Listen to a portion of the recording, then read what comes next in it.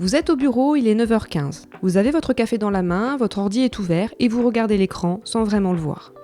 Autour de vous, les gens parlent, bougent, tapent sur leur clavier et vous êtes là, présent physiquement mais ailleurs dans votre tête. Vous vous dites que c'est la fatigue, que c'est la semaine, que ça va aller mieux après les vacances. Peut-être que c'est vrai, peut-être.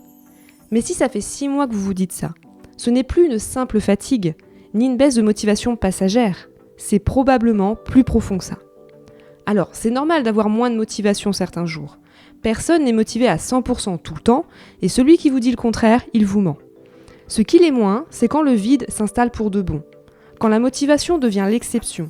Quand la seule raison d'y aller, c'est le salaire à la fin du mois. Alors aujourd'hui, on va démêler tout ça ensemble, entre ce qui est juste un creux passager et ce qui peut-être est le signe qu'il est temps de changer de vie professionnelle. Mais d'abord, mettons les choses au clair. Être motivé H24, 7 jours sur 7, 365 jours par an, c'est impossible. Personne n'est motivé tout le temps. La motivation, ce n'est pas un robinet qu'on ouvre le matin et qui coule toute la journée, ce n'est pas un état fixe, ce n'est pas quelque chose qu'on a ou qu'on n'a pas, c'est une énergie.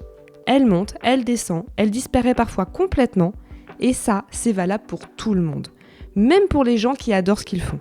Un manque de motivation ponctuelle n'est donc pas le signe qu'on n'aime plus son job ou qu'on n'est plus à sa place dans son entreprise, c'est tout simplement être humain. Vous aussi, vous avez sûrement vécu ça, cette réunion interminable où vous regardiez votre montre toutes les 10 minutes. Ce dossier que vous avez repoussé parce que vous n'aviez pas envie de vous prendre la tête aujourd'hui, ou parce que vous étiez fatigué. C'est normal d'avoir des périodes de creux.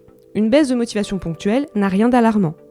Maintenant, quand votre manque de motivation devient permanent, où chaque jour de la semaine devient difficile, où chaque semaine vous n'avez qu'une hâte que le week-end arrive, que vous n'arrivez plus du tout à vous motiver pour aller travailler, le dimanche soir vous vous sentez déjà fatigué ou angoissé, et le lundi matin vous n'avez aucune envie de sortir de votre lit.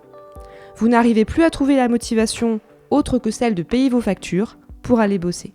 Là, il devient légitime de se questionner sur ce qui ne va pas au travail.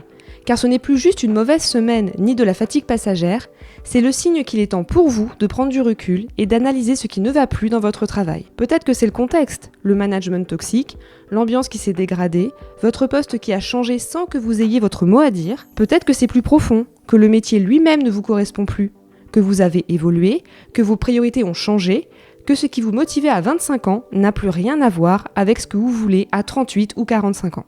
Les causes sont multiples et il est important de faire un état des lieux de votre situation actuelle pour comprendre ce qui vous pose vraiment problème.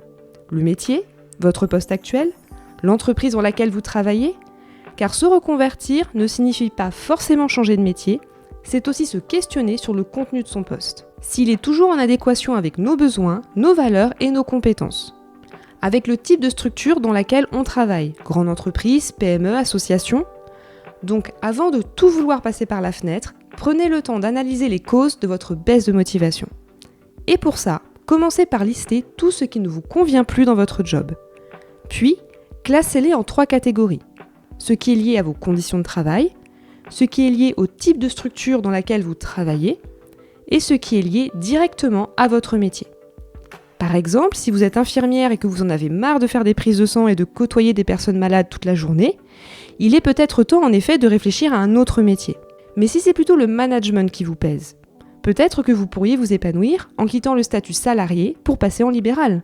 En tout cas, une chose est sûre, il ne faut pas attendre que ça aille mieux, surtout si ça dure depuis des mois, ni attendre que les choses s'améliorent d'elles-mêmes, ou espérer que les vacances ou une augmentation de salaire vous redonnent cette motivation que vous avez perdue depuis longtemps. Sinon, vous prenez le risque de vous épuiser à faire semblant, à vous forcer à vous motiver en vous répétant que vous avez de la chance, qu'il y a pire ailleurs, à rester dans un endroit qui ne vous correspond plus. Maintenant, pour vous aider à différencier une baisse de motivation passagère d'un désintérêt profond de votre métier, je vous invite à vous poser une question. Si l'argent n'était pas un problème, est-ce que vous feriez encore ce métier ? Prenez le temps d'y répondre honnêtement. Si la réponse est oui, peut-être qu'il y a juste quelque chose à ajuster autour de vous. Si la réponse est non, ou si la question vous met mal à l'aise, c'est qu'il est temps pour vous de commencer à imaginer un nouveau projet professionnel. Un projet plus en accord avec vos besoins d'aujourd'hui et ce que vous voulez faire pour les prochaines années. Alors prenez le temps d'y réfléchir à tête reposée, vous n'avez pas besoin d'avoir toutes les réponses aujourd'hui, vous n'avez pas besoin de prendre de décisions radicales aujourd'hui, mais juste de commencer à observer ce que vous ressentez vraiment.